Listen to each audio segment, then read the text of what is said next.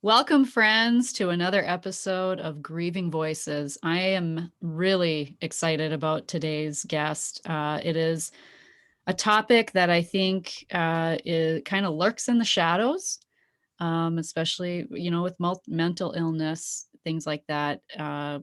It's a difficult topic, and today's guest is talking specifically about bipolar disorder and his personal experience. Today we have Bob Krulish. Did I say that correctly? You got that. All Just right. perfect. From Seattle, Washington. And he is going to be sharing his experience with all sorts of losses as it related to his bipolar disorder experience. So, Bob, take it away. Yeah. Well, hi, great to be here. I have an experience with bipolar disorder that is not unlike others, but also very unlike others. And that is that I went from being symptomatic when I was about 16 years old.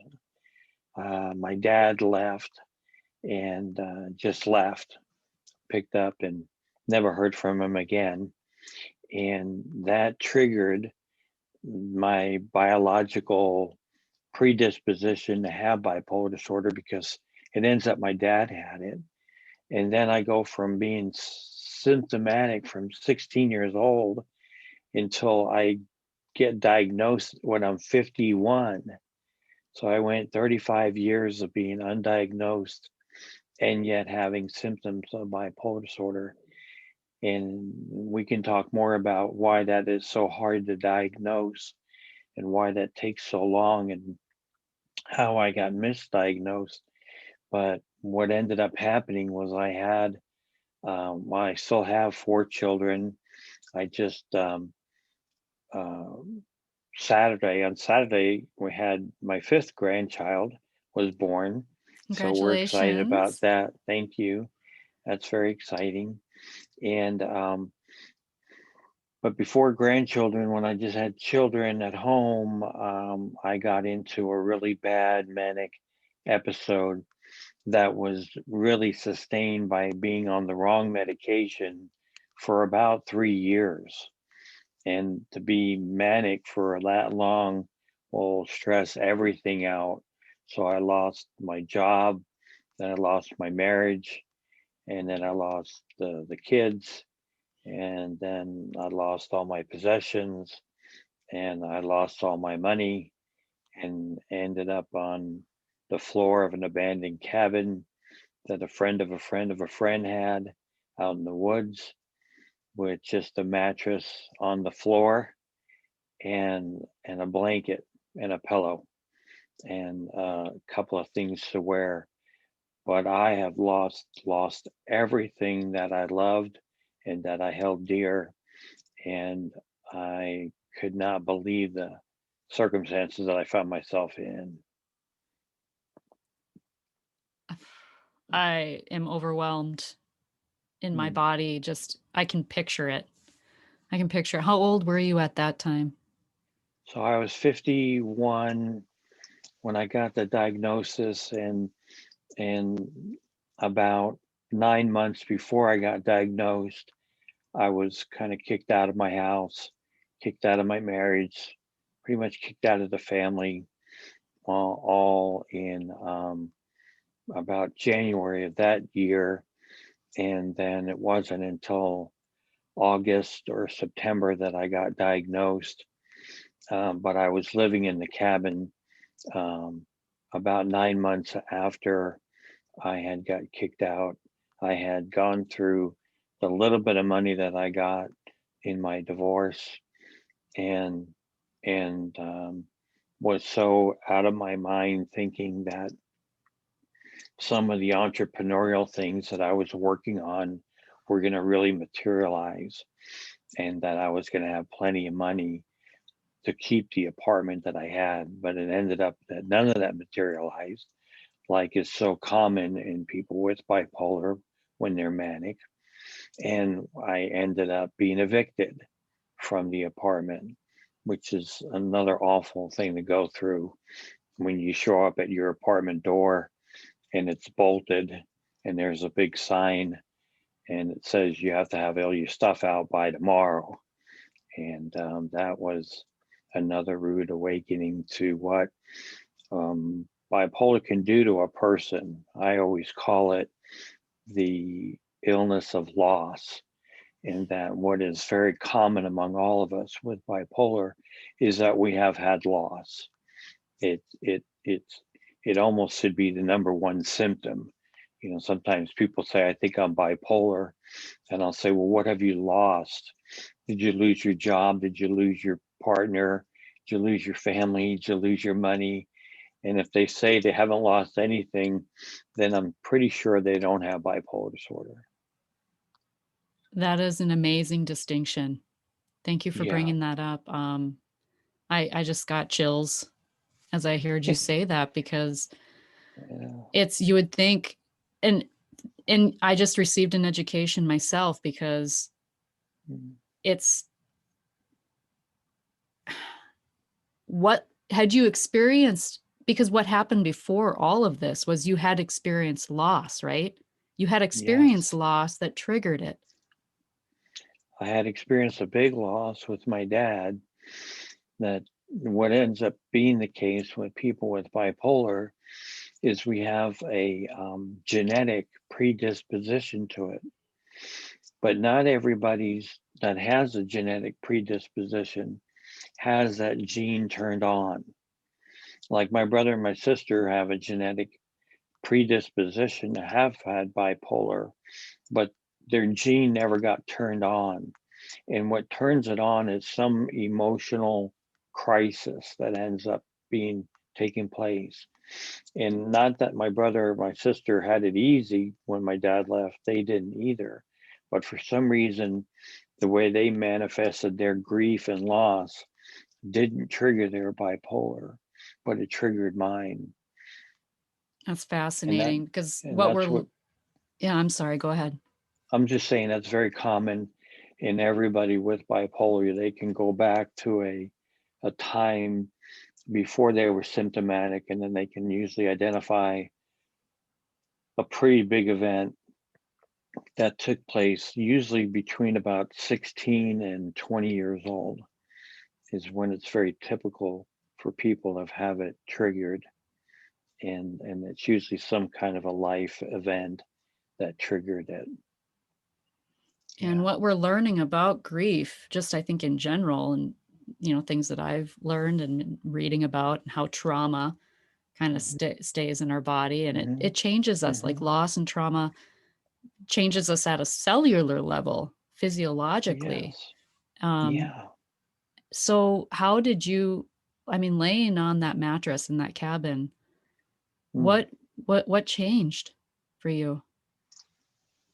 Oh, well, um, I think the big change that I went through was I was fortunate to go to a seminar by Tony Robbins Hold on in one March of second. that year. Hold on one second.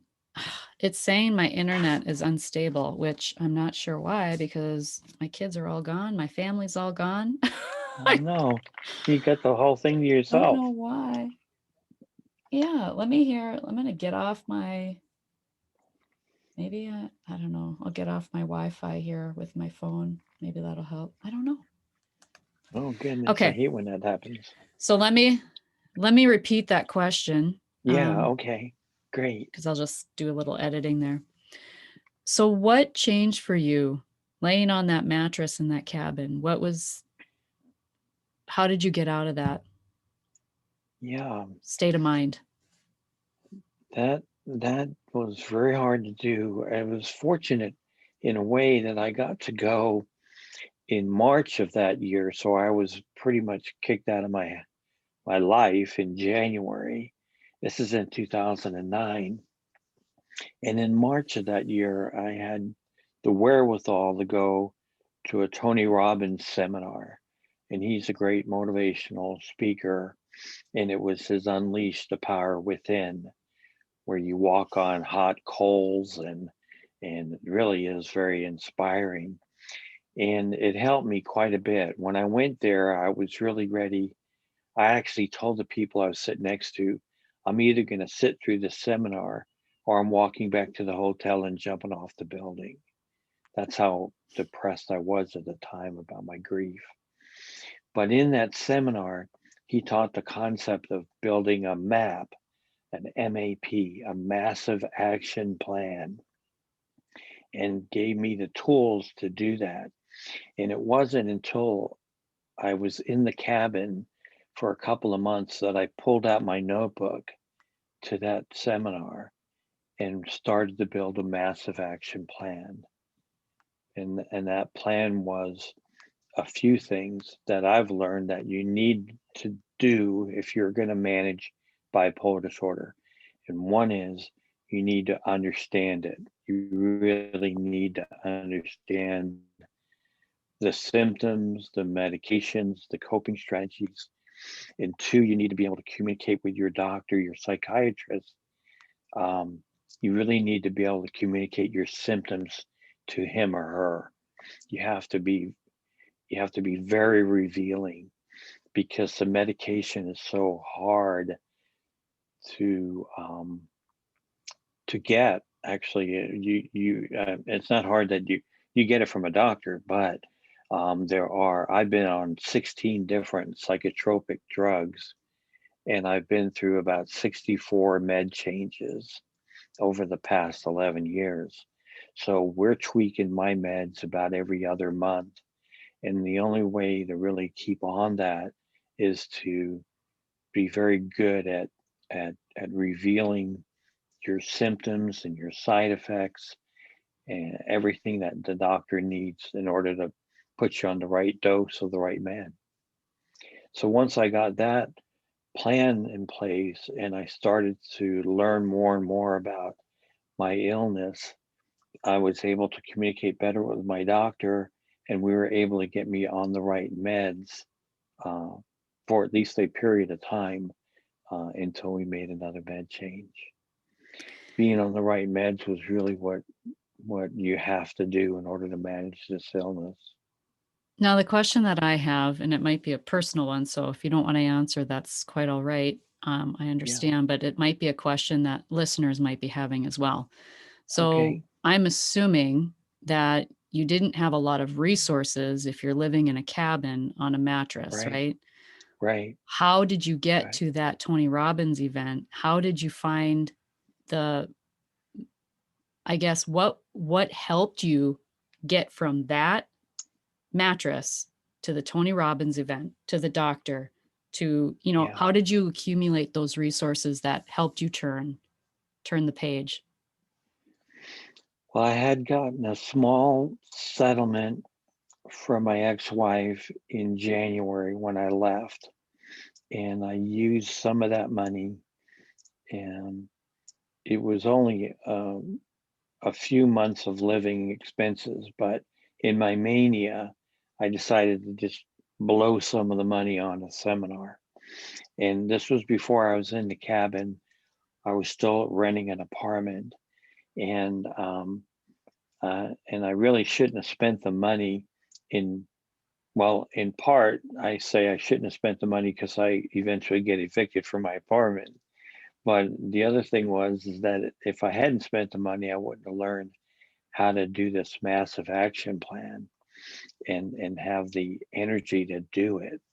So I spent some money that I had gotten in my settlement, and then I blew through all my money um, by October and was evicted from my apartment.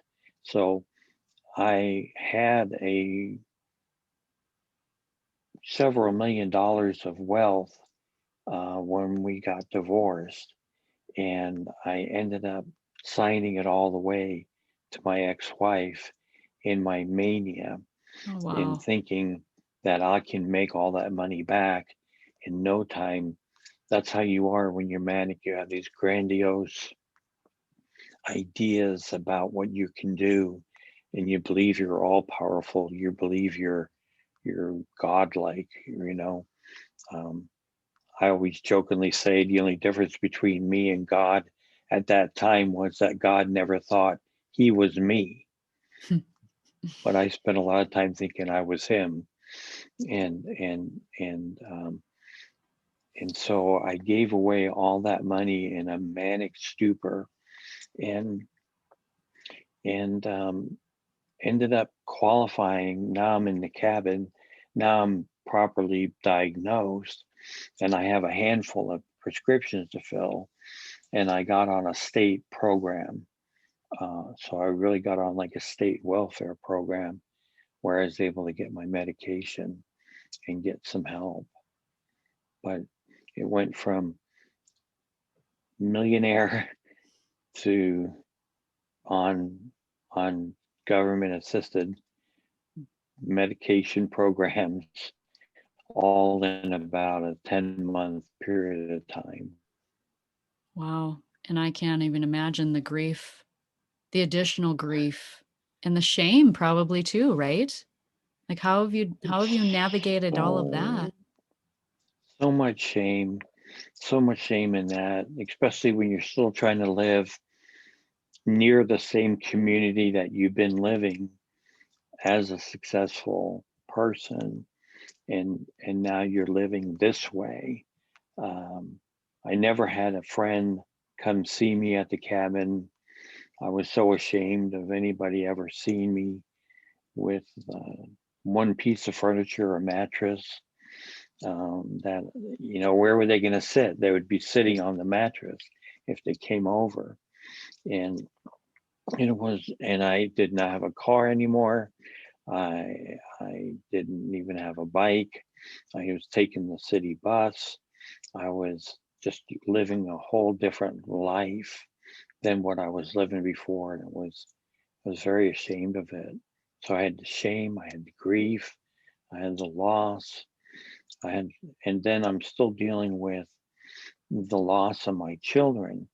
What ended up happening there was that once my ex-wife found out that I had bipolar, which we found out in August of that year, and I let her know, she immediately went and got a different parenting plan submitted to the courts. And in that parenting plan, she restricted my visits severely with the children because now I have bipolar disorder. Her her whole argument was that I just got it in August of 2009, when that didn't really happen. And really all the bizarre behavior that I had before was explained by the bipolar, but she chose to ignore that. So what I ended up with was a parenting plan where I only got to see my kids the second and fourth Sunday of the month from 4:30 to 7:30. So just 3 hours, all the time being supervised by people that were assigned to supervise me during those 3 hour visits. And I wasn't allowed to call the kids or text them or communicate with them any other way. All I got was 6 hours a month or 72 hours a year. You know, that's a 3 day weekend, 72 hours.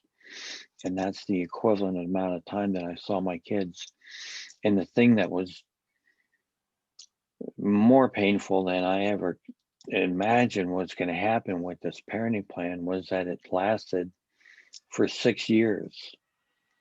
So for the entire time that my youngest was from 12 years old until he was 18, I only saw him for 72 hours a year.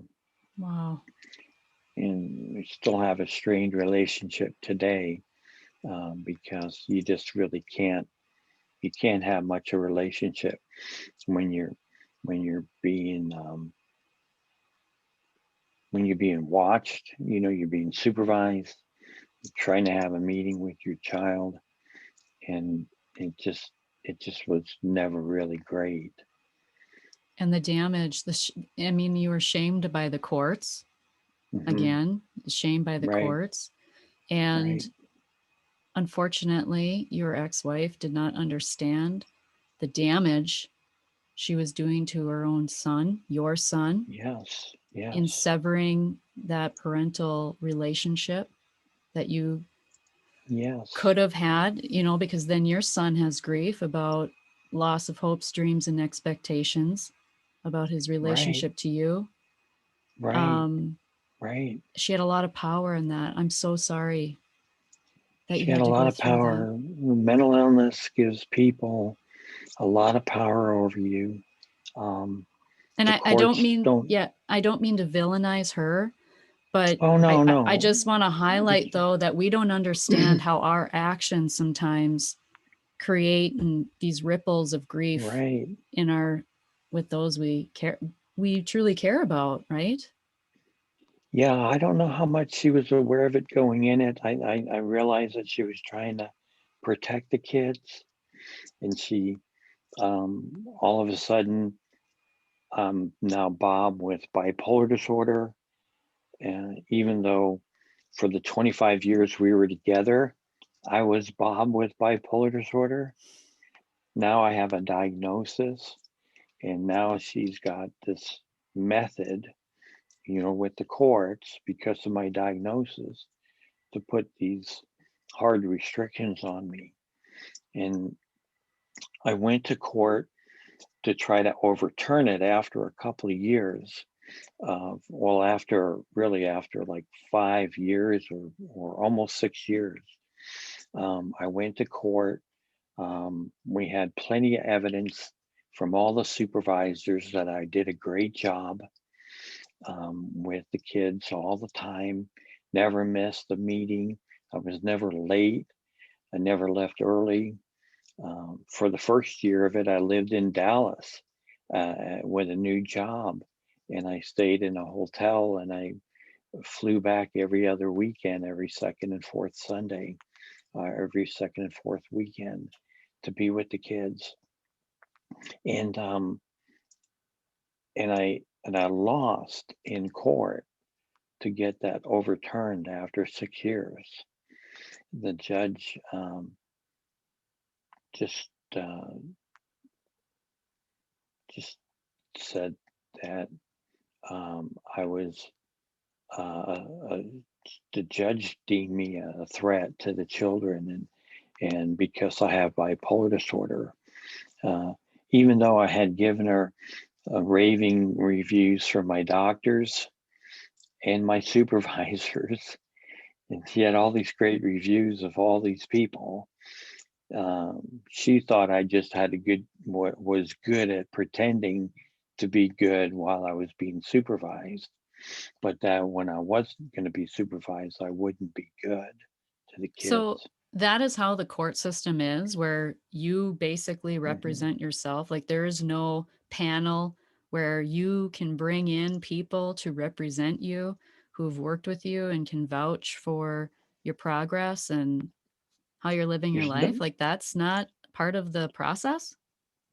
no, you get affidavits, written statements from all these people, and you submit it to the court. I had a lawyer represent me. You go to court, you're not allowed to talk, and you're not allowed to bring any of these other witnesses. The only people who are allowed to talk are the two lawyers.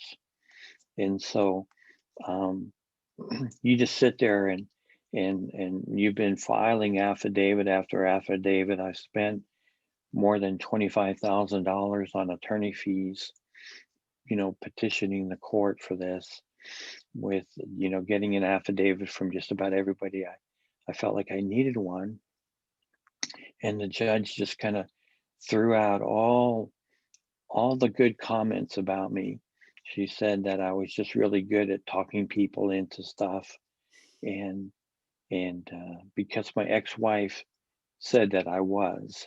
And you know what? You really are. When you're manic, you're very charismatic. You're very, people want to hang out with you. You're the life of the party. You're going places. And so you are very convincing. But throughout this whole time, I'm now medicated, so I'm not really manic anymore. I'm not in this state that I was in before when I was incorrectly medicated. And so um, I lost that uh, court case, but then I appealed it. And I'm so glad I appealed it. I went to a higher court, an appeals court.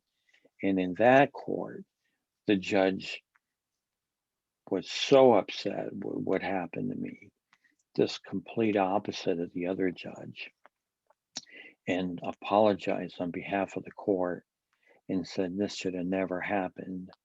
And yet, unfortunately, you know, it was too little too late.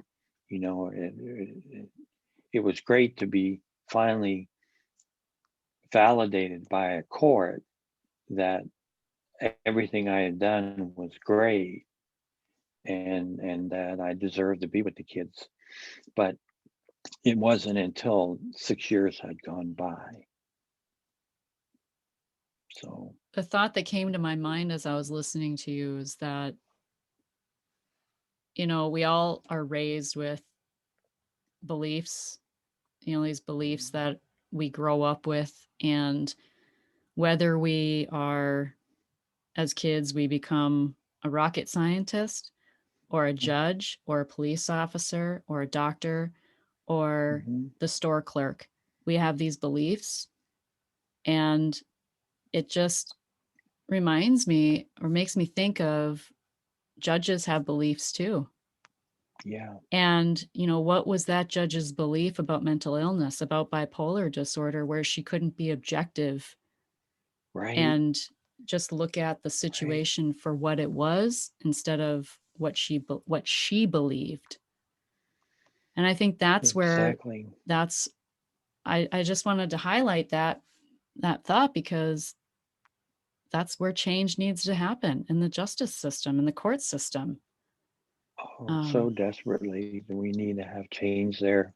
because you We were need victimized to, again and again and again for something that was out of your control. yeah, it was being victimized for years and years and years and years.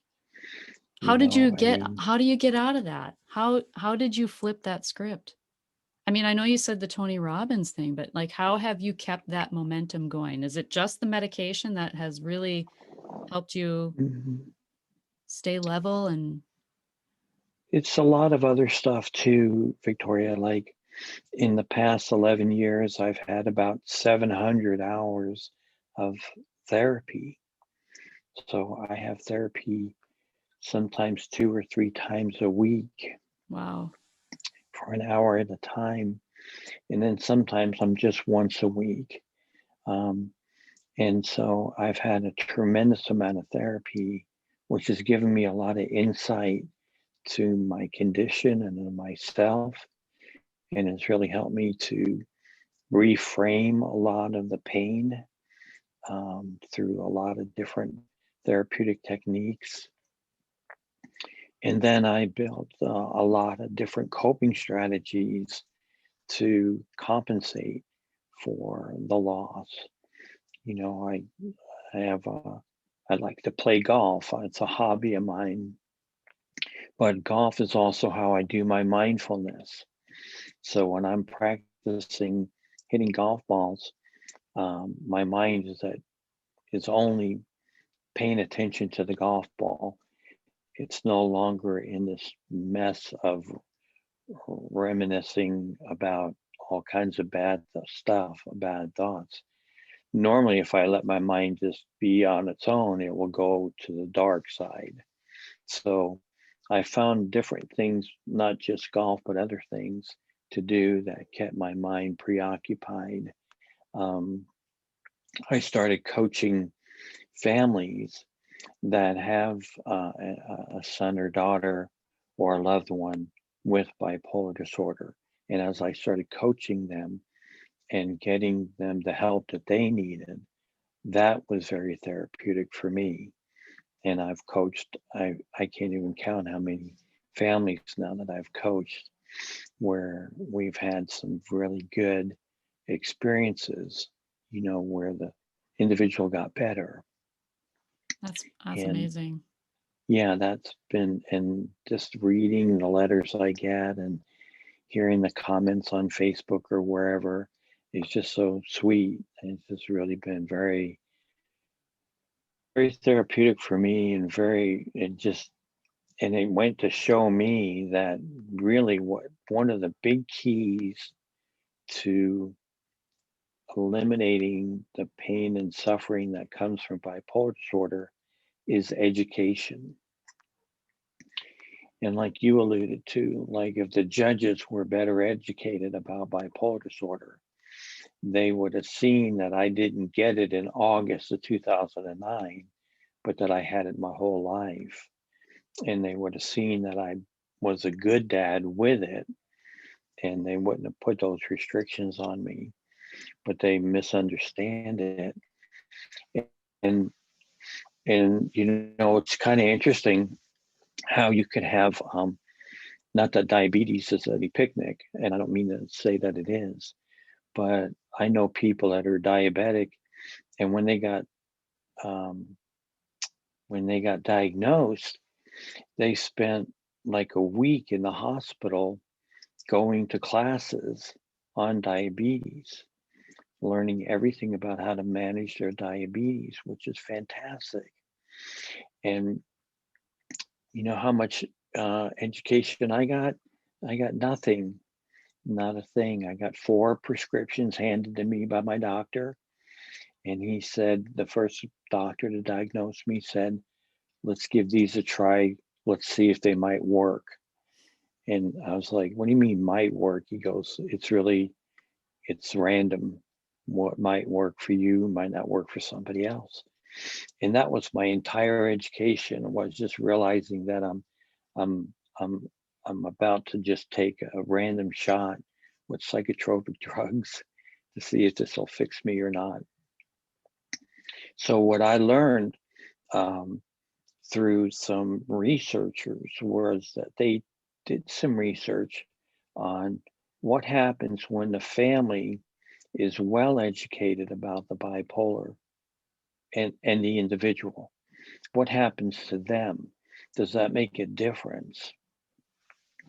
And there's researchers, one here in the United States and one in Barcelona, Spain, um, did did a 21-week uh, course about bipolar, and and and they found that the people that went through the course and the families, that those people tripled the rate of those they got into well-being or healthy and stayed healthy 3 times as much as the people who didn't get the education. So it was 3 times more likely that a person would be able to manage this illness successfully if they went through a psychoeducation course. And so when I heard that and read all this research, and then I saw that it had been replicated many times around the world, I was like, why aren't we doing this? Why this this seems like, along with the medication, the therapy, and then the education, everybody could live well with this. Why isn't this being done?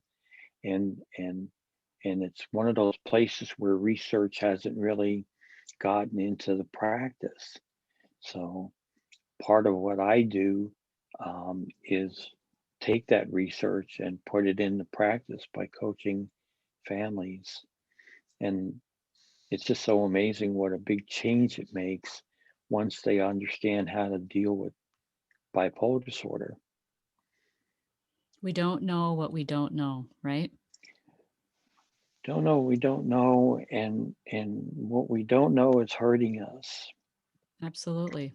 That's with We grief. That's so with That's so with much in life. grief. Yes. When we make decisions then out of fear and what we don't know, then we're coming from a decision and processing out of fear, and we Mhm. push away and we deflect and we ignore, and it's out of fear and what we don't Out of know. fear. Out of fear what we don't know. You're right. And what we do tend to do is we tend to listen to the most outrageous behaviors about a particular thing, like about bipolar, you know, and then we remember those. We remember hearing about the person who went bipolar, or he, or behaved in a.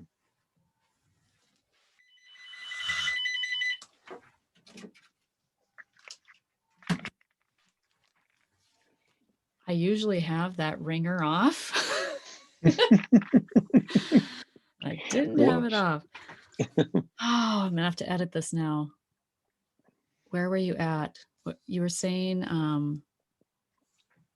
Started to say about I'm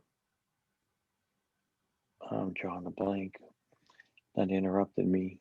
I'm sorry. No, Yeah, that's we don't fine. know what we don't know, and you had said We don't know. We don't know when that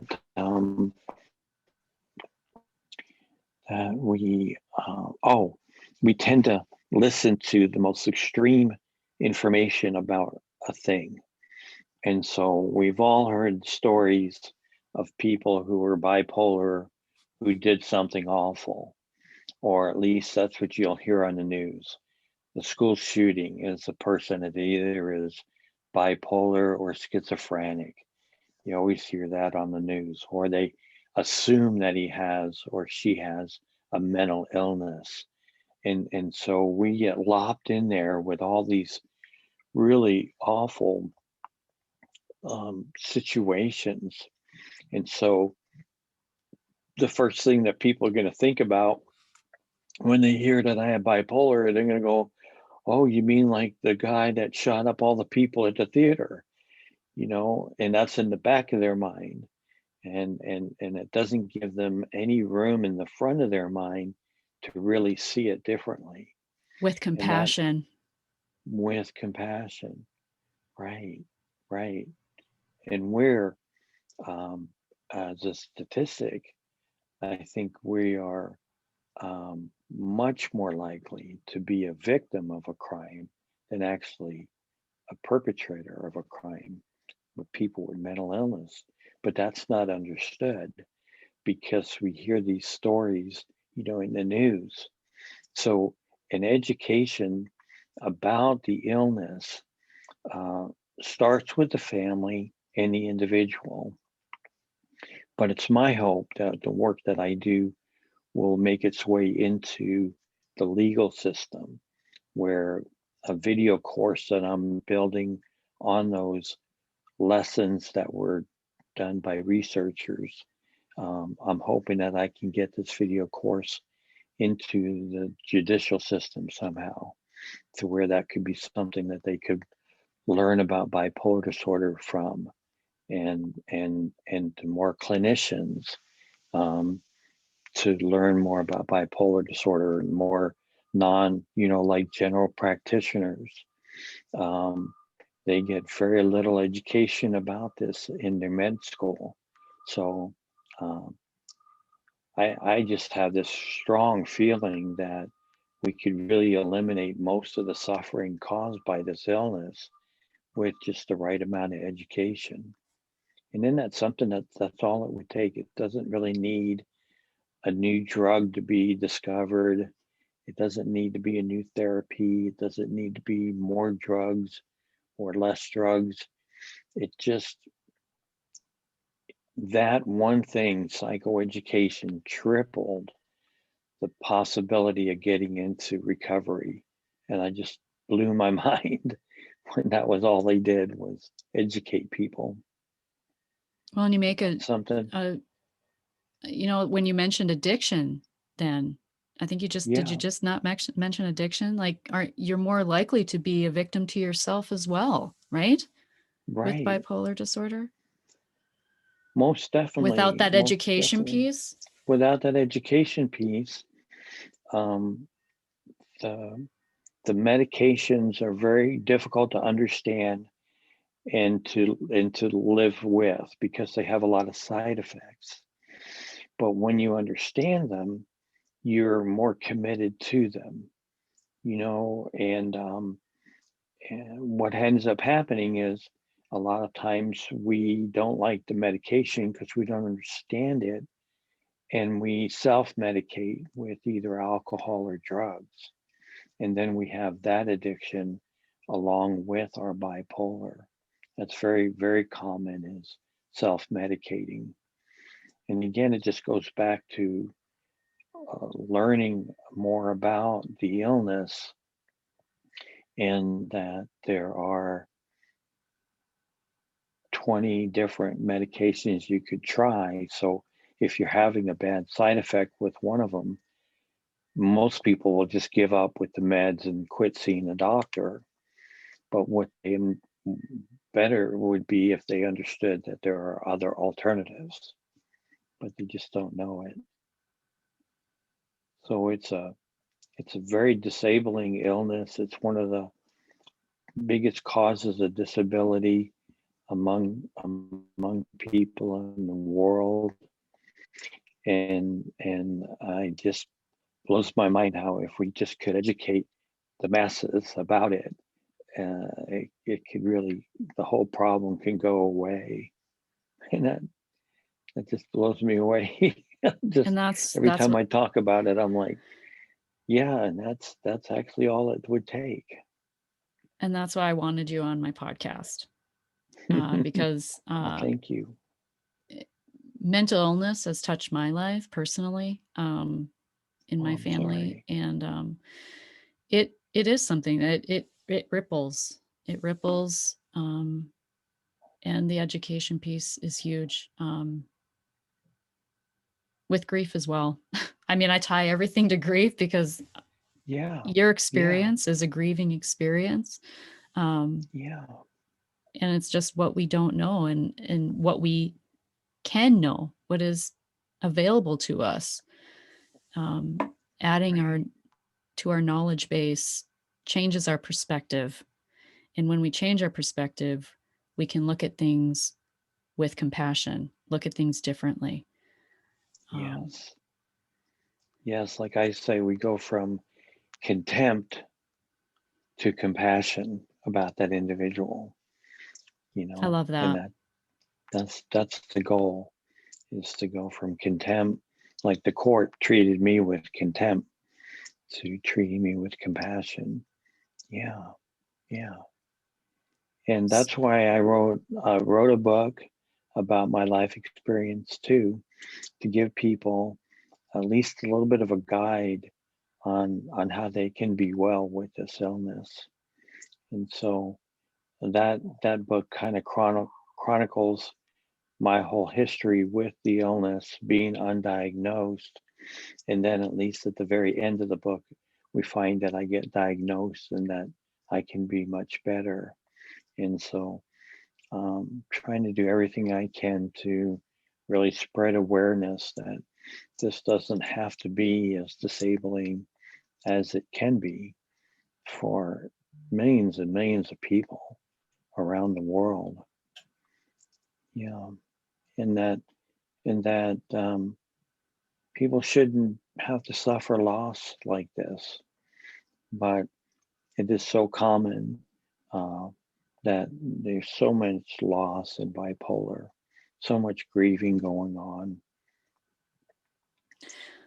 What are some ways we can help others who live with a mental illness?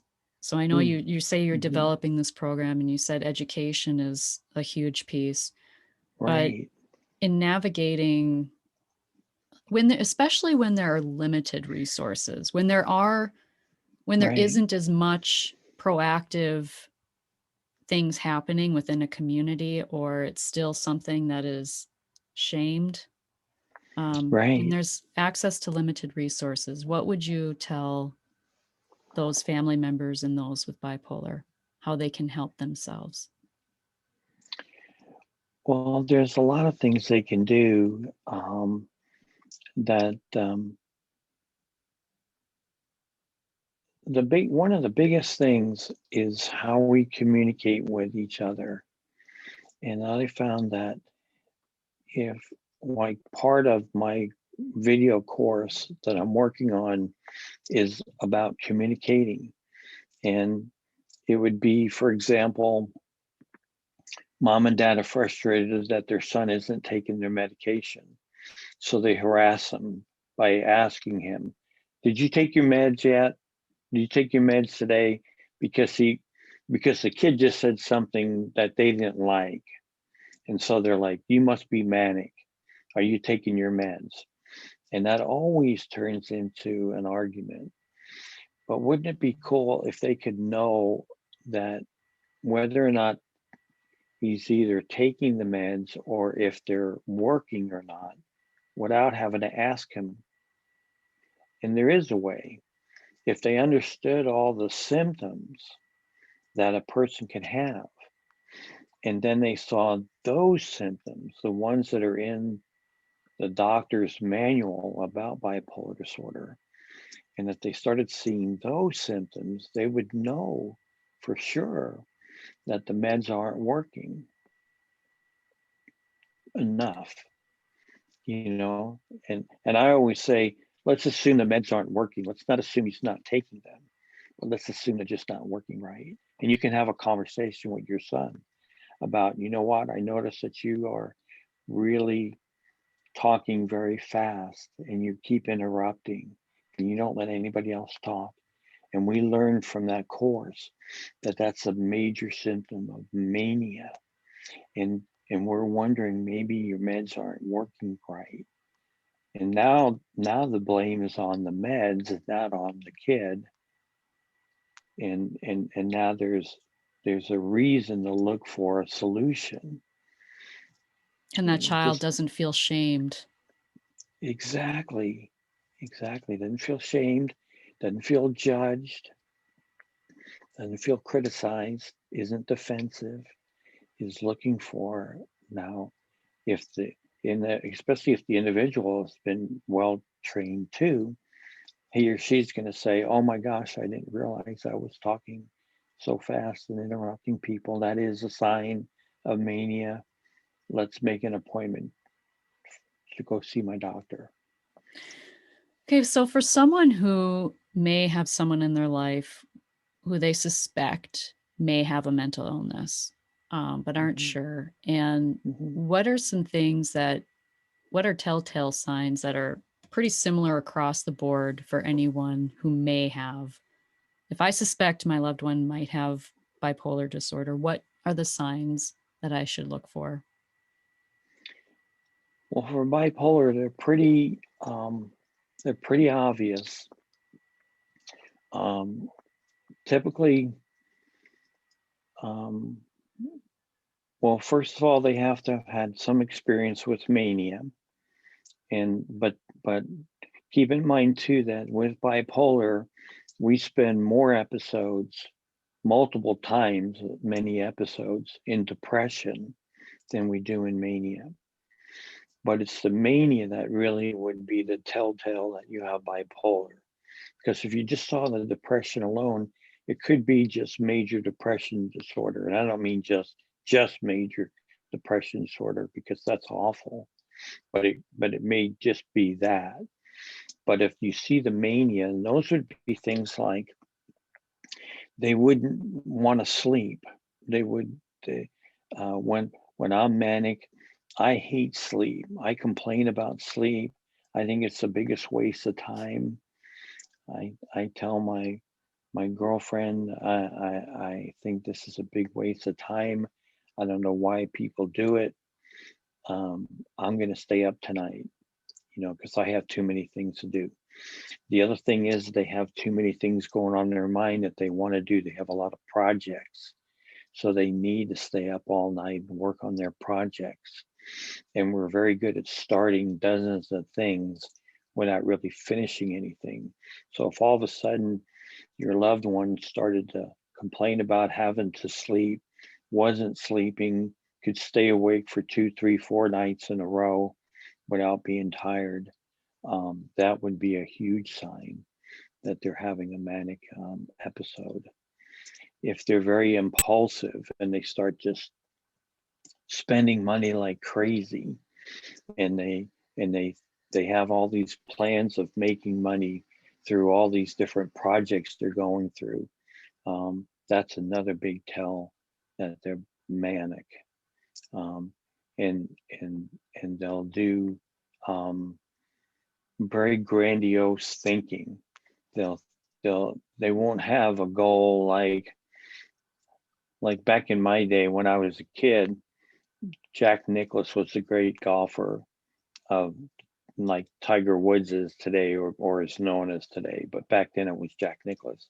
And I would tell all my friends that I was going to beat Jack Nicklaus. I was going to not only beat him, but I was going to beat all his records. And it wasn't enough that I might just be able to play golf and make a living. My grandiose was I was also going to be a senator, a United States senator, and I was going to be a jet fighter pilot. And it wasn't enough just to be a pilot of a plane, but it had to be the fastest super jets that man made. And so those kind of grandiose thinking, and the last thing is you kind of have an ego as if you're divine. You really feel like you're very capable of doing things.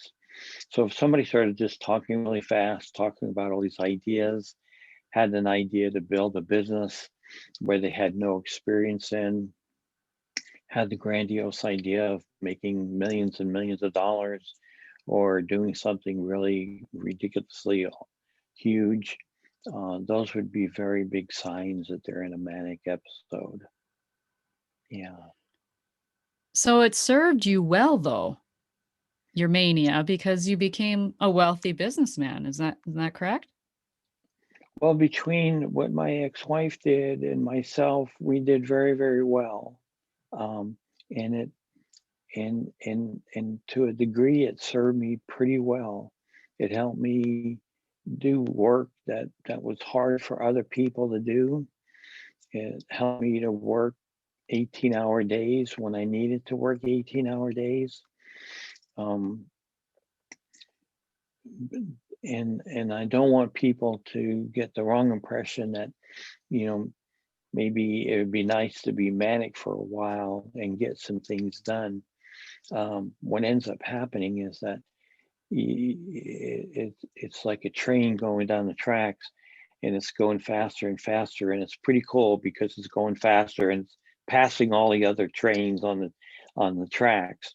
But before you can slow it down, it'll crash.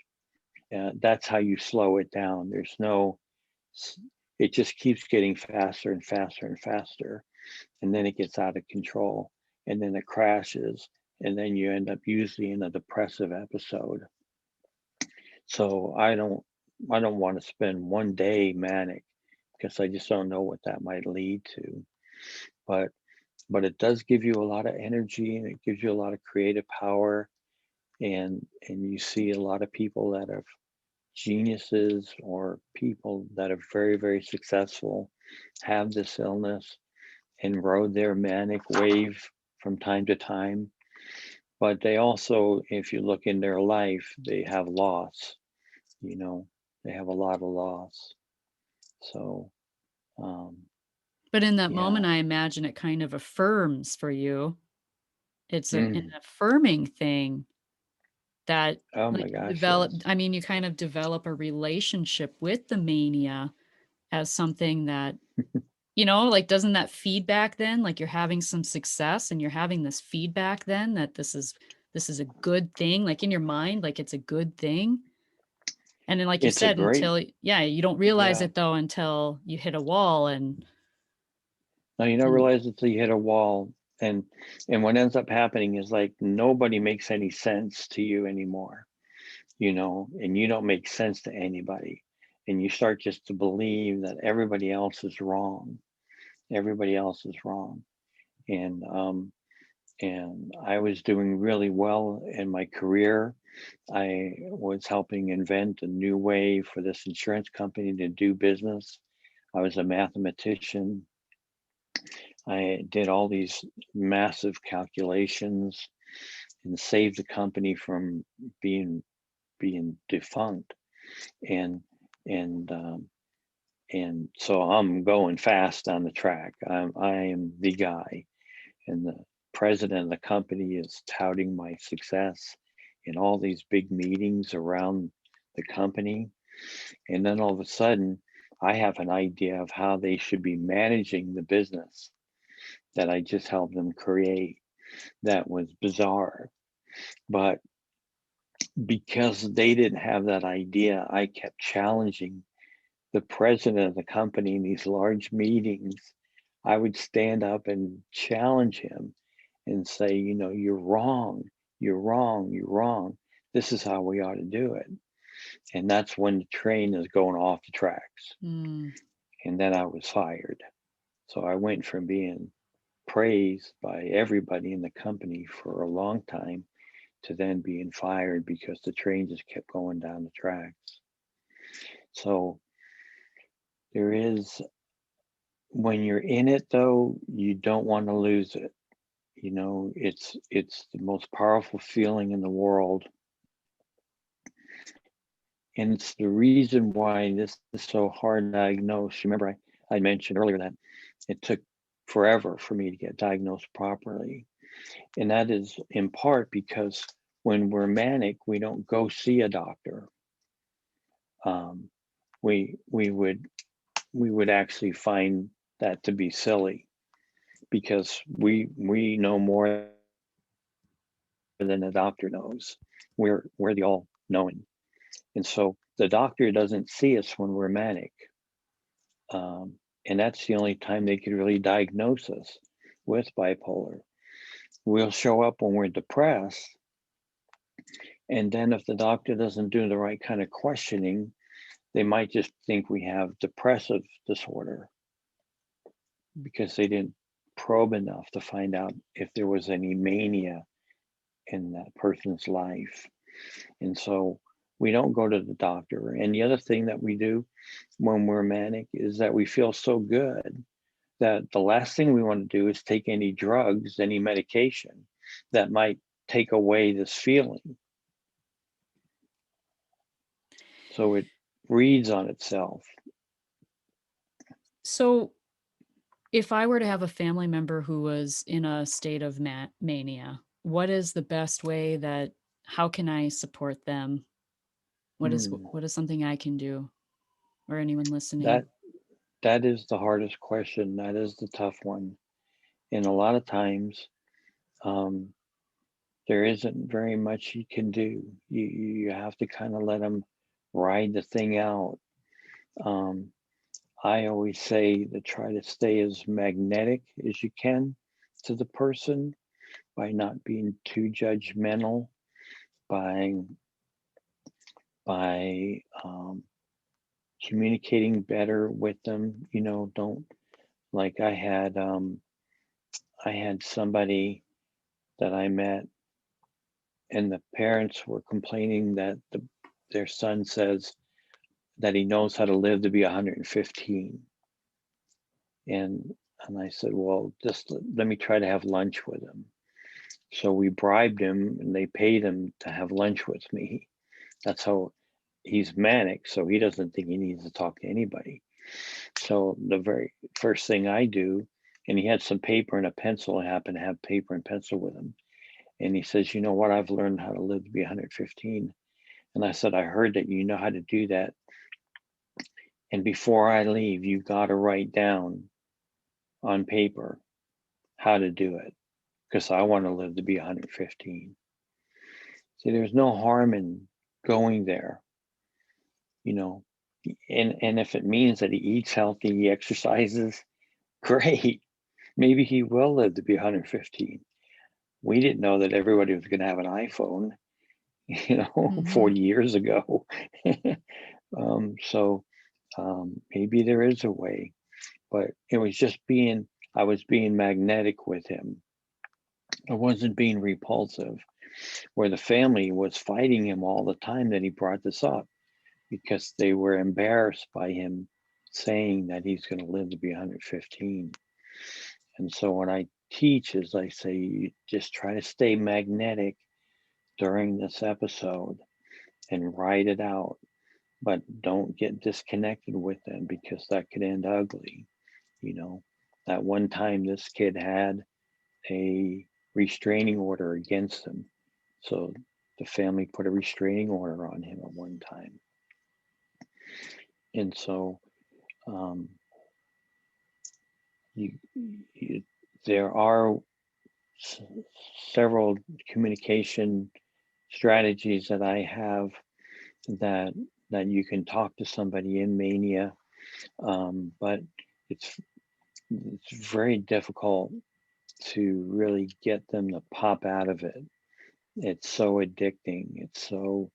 It just breeds on itself. You just feel so powerful. It's just so hard to let it go. How long generally do those episodes last? Yeah, that's a great question. Um, they could last, it really varies.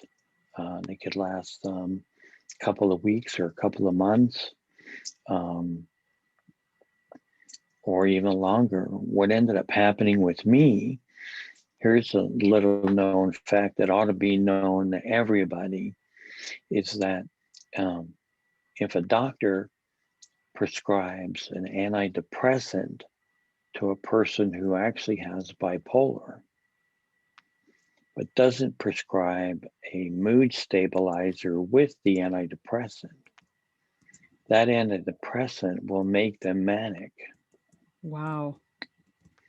like that.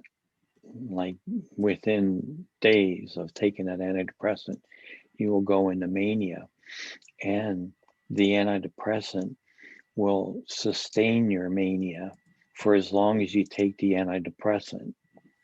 That's how I lost everything.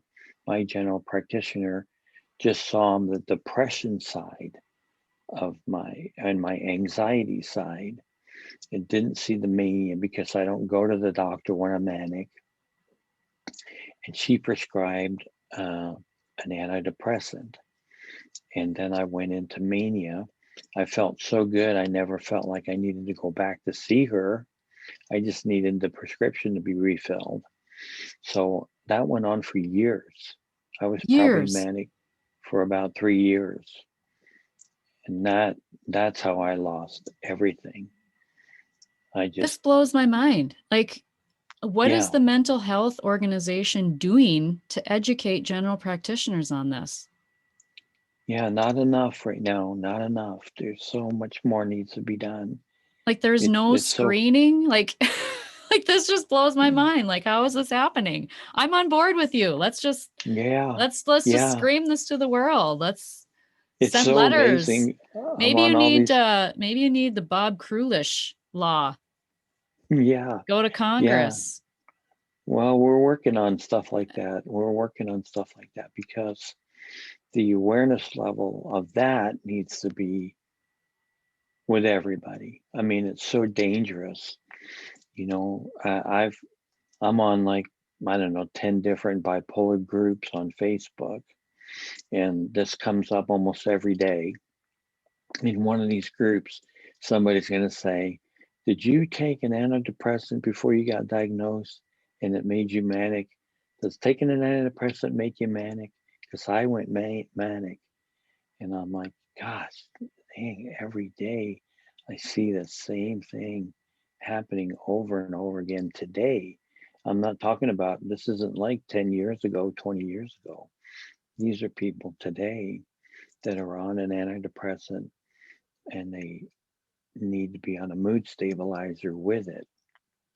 Question now. So, Yeah. my loved one is exhibiting signs and symptoms of depression.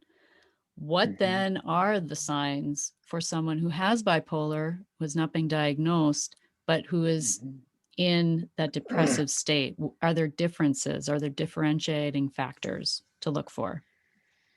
Yeah, definitely. The depression, um, would be, what's really obvious in the depression is they're no longer interested in things that used to be interesting to them.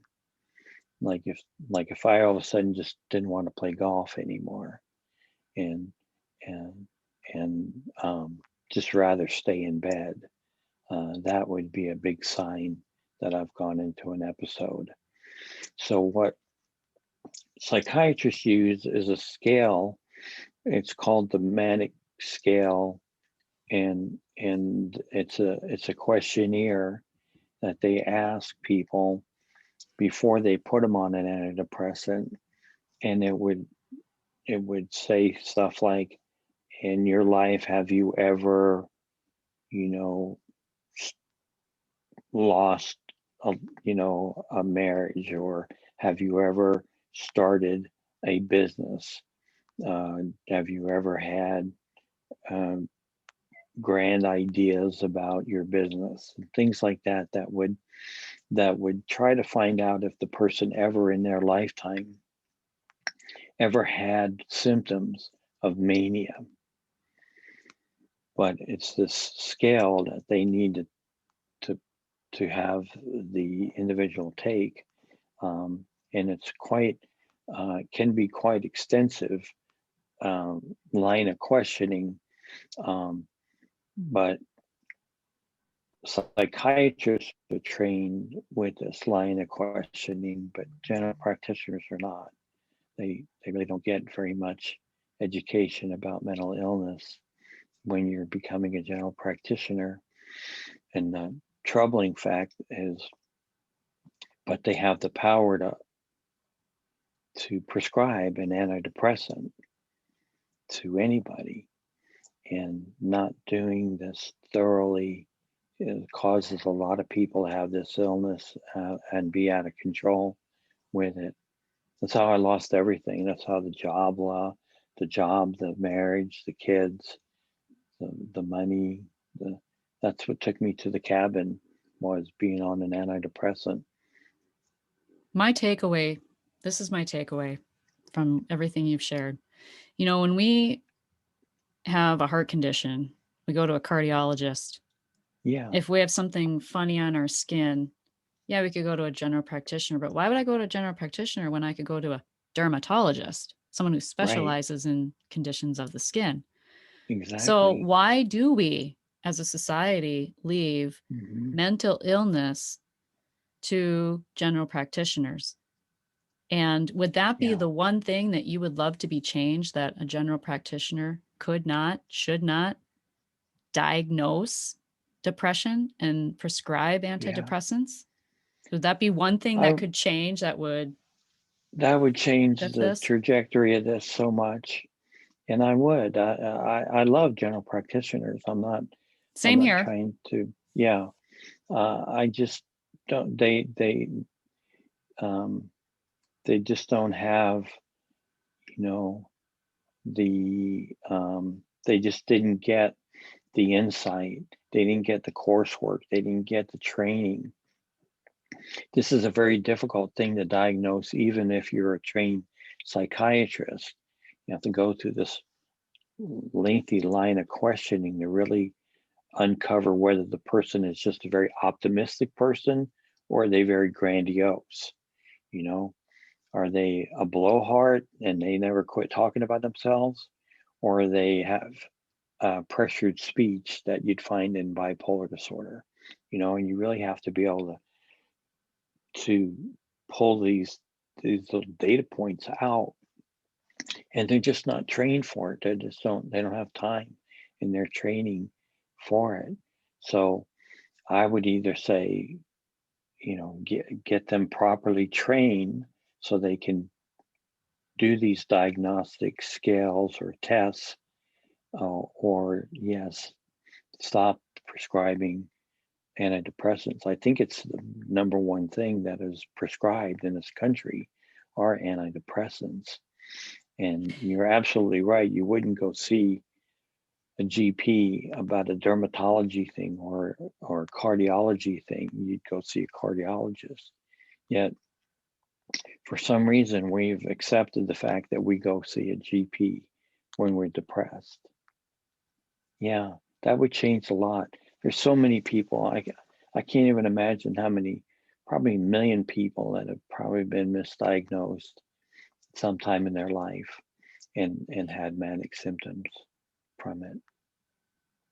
After my second child, I experienced some postpartum symptoms. And then Mm. after my third, it was even more so. And Oh, I goodness. gone to a, general practitioner, and I Yes. shared what I was feeling and Hmm. experiencing. And, the first thing too was to prescribe an antidepressant. Right. And Right. there was no question of history of mental illness. There was no, maybe she did. I don't remember. There was, I'm sure there was some sort of questionnaire, although I'm sure it was brief. But um, my point in saying that, though, is I was never asked, well, what happened to you? And I think that's Yeah. maybe one question a general practitioner could ask is, what happened to you? Like you said, Yeah. what have your losses been? Have you had a lot of loss in your life? Right. And that's my angle when it comes to grief and depression and things like that is what happened to Right. you? Because your Right. life and You're your so message right. is, it's like your life doesn't have to be a train wreck to stay on the rails. It doesn't have to get that far. Is what I'm hearing in your message. Like there's hope Yeah. for Yes. recognizing it early without there having to be mania, where then by then it can feel like it's too late, right? It does too, because mania will run its course. And then if you're on an antidepressant, that's like giving that train enough fuel to just burn itself up. It's just fuel for the fire. And when you're manic, it's the weirdest thing because first of all, you can't see that you are. You don't you would tell anybody who told you that you're manic that they were crazy. I remember I've said that so many times to people. I, you know, I say I'm just a visionary. They'll say your goals are ridiculous. I'll say I'm a visionary. I'm Walt Disney. You're like his brother, poo-pooing the whole idea. I'm Walt Disney. I must have said I'm Walt Disney a million times about the kind of visionary person that I am. And you're totally engrossed in it. You can't see that you're the weird one. You think everybody else is the weird one. You can't see that you're and the worst part is it feels so powerful. You feel so strong. There's you don't worry about anything. You don't you don't you don't think anything is impossible. You think everything is possible. I call it, you're infinitely hopeful, where when you're depressed, you're infinitely hopeless. And in that manic state, man, it is a great feeling, and I have to remind myself, why I take my meds every day, because there is temptation to go, it'd be nice, I got a lot of work to do in the next couple of months around my book. And I really would use the boost of being manic right now. And I just have to remind myself that would be the quickest way to lose the kids again, Mm. and the quickest way to lose everything else I got. Yeah. I thought of a The, question as I was, oh, go ahead. You can finish your well, I thought. was going to say that one of the communication strategies I learned that worked for me and that works for everybody that I've taught this to is that I don't call them my bipolar meds. That I call them, I get to still see my kids' meds, Mm, and and they were, I get to see my kid meds.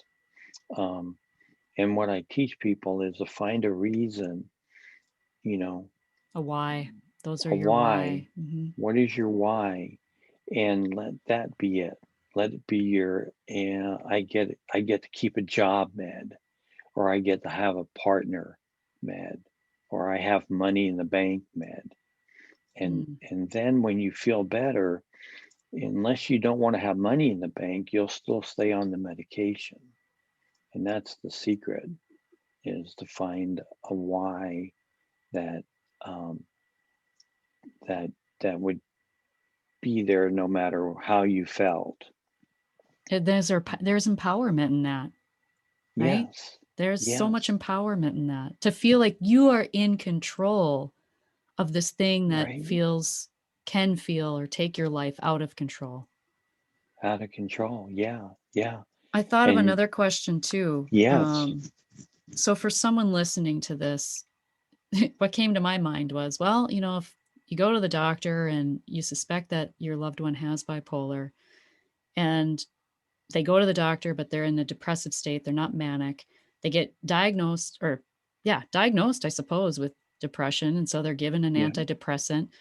yeah, The solution in my mind then, well, let's get you off the antidepressant.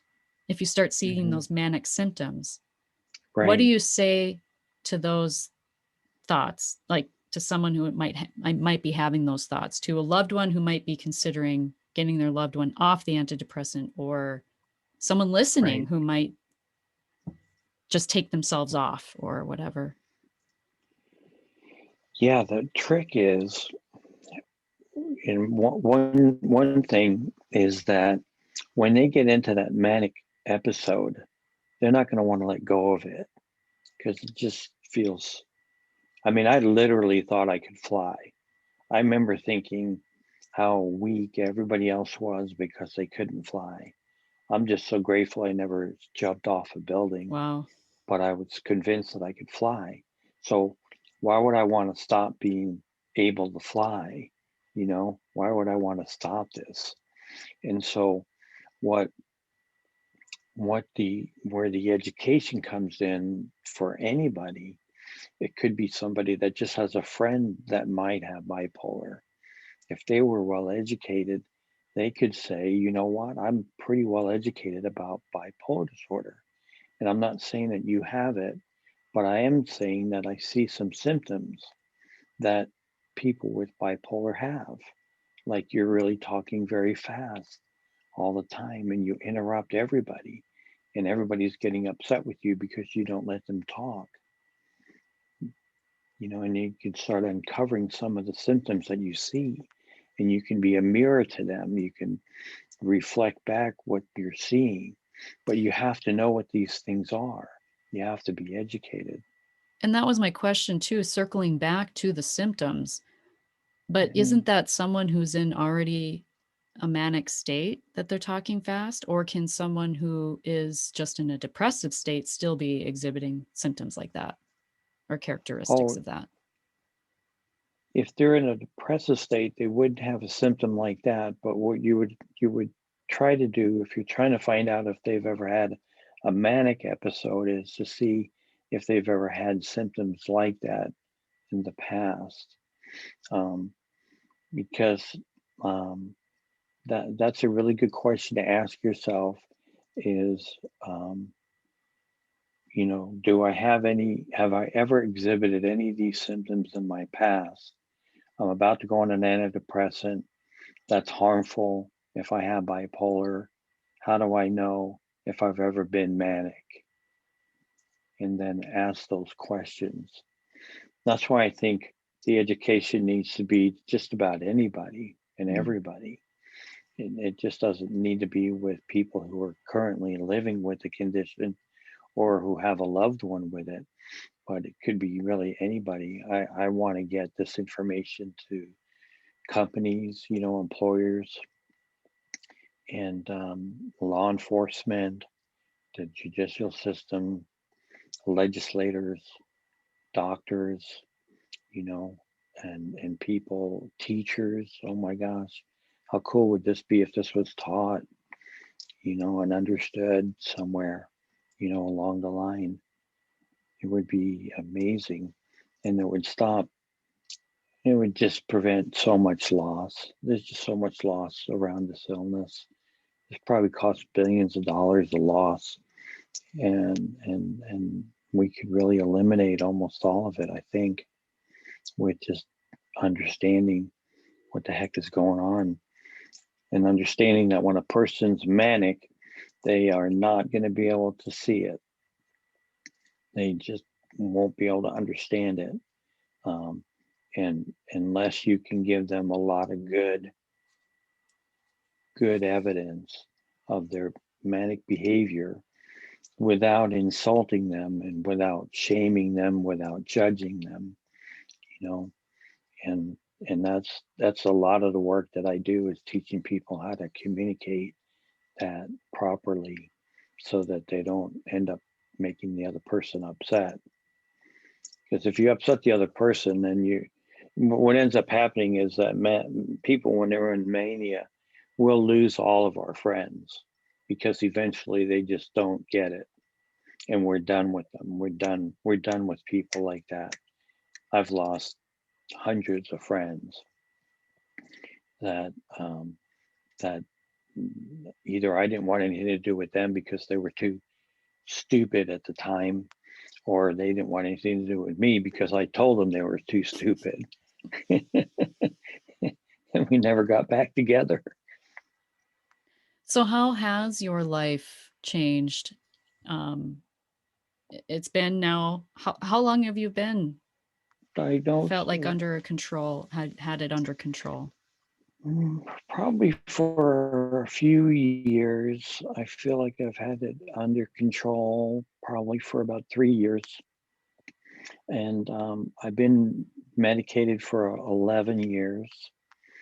I'd say the first 8 years was challenging in that we went through a lot of different medications to try to find the right combination of meds.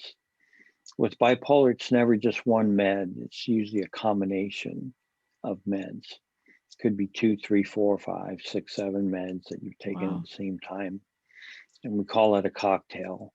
And so um, it took a while to really find a cocktail that worked for me. Um, Now I'm got it well under control. I don't have any kind of outbursts. I don't really have any signs of mania, and I have very little depression. I take a mood stabilizer to keep the mania away. I take an antidepressant to keep the depression away, and I can live in this little range. They call it euthymic. Where you're just in a very normal mood. Instead of being in this range, I'm in this range, and like a normal person. I still have to work really hard at my cognitive thinking. So I still have to have the weekly therapy. I still have to see my doctor. I check in with my doctor once a month, and we go over how it's going. And and so those are some of the things that have helped me to stay well. Um, Really just having a big awareness of the illness, and and understanding the medication, understanding the therapy, understanding some coping strategies has helped me to be well with it. And so for the past, I would say 3 or 4 years, I've been doing really well with it, and I've been able to reach out and help others, which is the most fun. Whether I'm giving a speech somewhere, giving a talk somewhere, or doing a workshop, or working with people one on one, that's always the best part of it now for me. And it's another good reason for me to stay healthy, because I'm trying to be an example to all these people, and be the worst if I wasn't getting enough sleep every night, I had to take my own advice pretty seriously. Yep, they're also your helper pills, right? Because you're a ripple Well, creator now. I am a ripple creator. You I've are. noticed that it really is pretty humbling, um, to know that, and I've gotten um, a lot of positive comments back from people. Um, yeah, it's it, it's a very to me, it's kind of like a spiritual place, where Mm. you just feel like um, I've been given this gift now that I can help people with, the gift of having bipolar. And it's really, I'm always overwhelmed when I hear the comments that I get or read the emails that I get. I'm like, what are you talking about? I remember one woman wrote and said, I was just about to divorce my husband. I'm Mm. so ready to divorce him. And then I saw your videos on Facebook, and I'm going to give it another chance. I think I understand this now. And I'm like, oh, I'm so grateful that I had that video made. So, yeah, it's really a good feeling. You are the Tony Robbins for bipolar Oh, disorder. Isn't I'd that love to full be circle, that. huh? Full circle. Yeah, yeah, it is kind of full circle. I have to tell you something Yeah. too. 2014, that was the first program I purchased, was Empower, the Oh, Empower. yeah. Yep, I have it on Yeah. disc. Oh, yeah. That's Yeah. ironic It's you said great. that. It's great. And he might even go into the massive action plan in that program. I don't know, but that was, yeah, that's great. We always find there is an opportunity for lightness in the dark, right? There is. There is. It helps when it helps to have company in the dark, you know, like, and what I mean by that is like the thing I didn't like about people, the advice that I hated the most was when people would say, I know how you feel and it'll get better. And I'm like, I didn't know you had bipolar disorder. I didn't know you lost your family. I didn't know you had all this happen to you. And they're like, no, that didn't happen, but I just know, you don't know. You don't Mm-hmm. know. But when I started going to the National Alliance on Mental Illness, or they say NAMI, NAMI is the acronym, they have these support group meetings. And I went to a support group, and then I heard people say about their illness. There were people that really did know. There were people that could sit with me in the darkness because they've been there, you know, and that made all the difference in the world when I finally started meeting people that really knew what I was going through. So I always say to people, we got to get you into a support group right away. I got to get you meeting people that have this. And um, so when they say, like everybody always says, it's okay for me to say it'll get better because I know, I know from the You've inside been out, there. Mm-hmm. I've been there. And that was really the most helpful thing I probably did. And besides just learning everything I could about the illness, was finding other people with it. Yeah. Thank you for saying that about the Tony Robbins thing. That's nice. You are a ripple creator. I see it. It's happening. Well, I someday I'm championing for a law or some changes, big changes for you. I'm cheering you on. well, well, thank Um, you. Thank so you. I feel like this was very helpful. I had chills so many different times as I heard you talk. Oh, that's so And nice. I think you answered a lot of the questions too that I feel like, yeah, it was good. It was very good. Your book, it's coming out in June 2021, Yeah. right? June And 2021. I When screams love, have become whispers. I love, love, love the title, When Screams Become Whispers. I love it. I really, I can't wait to People read can it. go people can go to Amazon and pre-order it if they want. It just won't get it for a while, but Yeah. it's already up on Amazon. I find that to be fun. To, so people can do that. Um, yeah, the title is great. I yeah.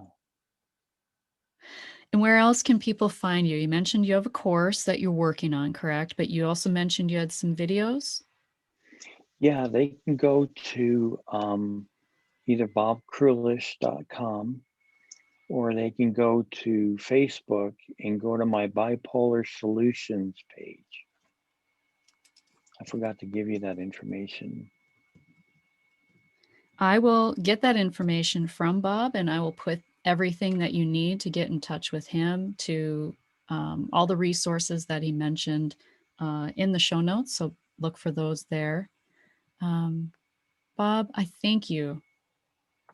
Thank you so much. I followed You're my welcome. intuition when I came across your bio and your information, Oh, and so nice of you to say. Thank you. I'm just so glad to have you here. So thank you so much for It's been shedding great. light on this very important topic. I Thank you for share giving me in the your message. opportunity. Yeah, thank you. Absolutely. Mhm. All right, everybody. That is today's episode. If I give your feedback, I absolutely do not doubt it's amazing. Um, but until next time, my friends, take care, much love, and when you unleash your heart, you unleash your life. Much love.